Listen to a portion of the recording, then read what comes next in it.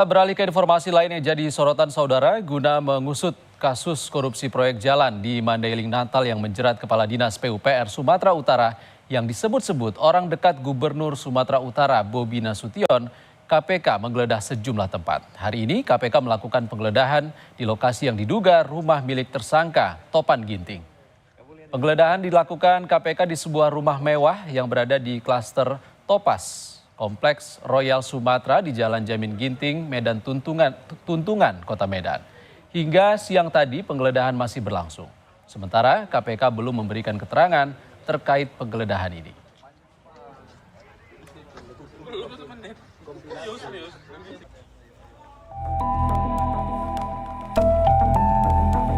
Pengusutan kasus korupsi pembangunan jalan di Sumatera Utara yang menjerat Topan Ginting yang disebut-sebut sebagai orang kepercayaan Gubernur Sumatera Utara Bobi Nasution terus dilakukan.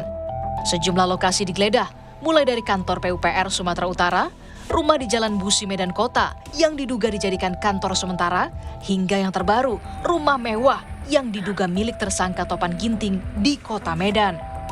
Hingga berita ini ditayangkan, KPK belum buka suara soal penggeledahan di rumah mewah di Medan.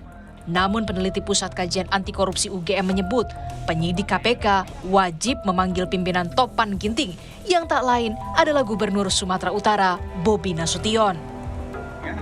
Bobi ini sangat erat kaitannya. Kita belum bicara soal apakah terlibat atau tidak ya secara hukum, apakah ikut menjadi pelaku atau tidak. Tetapi dari sisi keterkaitan sangat erat. Dan sekali lagi Topan ini adalah orang yang dibawa dari Pemkot Medan naik ke PUPR Sumatera Utara, baru menjabat selama 4 bulan tiba-tiba sudah jualan proyek ratusan miliar.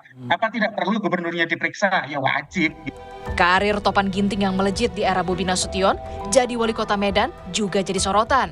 Dirjen Otonomi Daerah Kemendagri 2010 hingga 2014 tak setuju bila kepala daerah menempatkan orang dekat di posisi strategis. Nah, untuk jadi kepala PU itu tentu yang akan lebih kuat ya adalah mereka yang berpengalaman di bidang teknik. Jadi kemampuan teknikalnya yang lebih kuat ya. Nah, bukan manajerialnya. Jadi yang terjadi sekarang karena kedekatan relasi antara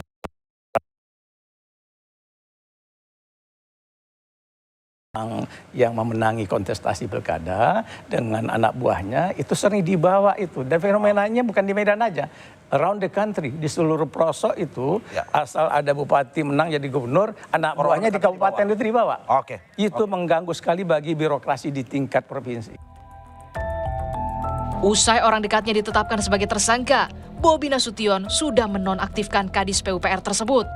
Bobi pun siap diperiksa KPK. Hingga kini, KPK sudah menetapkan 5 tersangka, termasuk Kepala Dinas PUPR Provinsi Sumatera Utara Topan Ginting.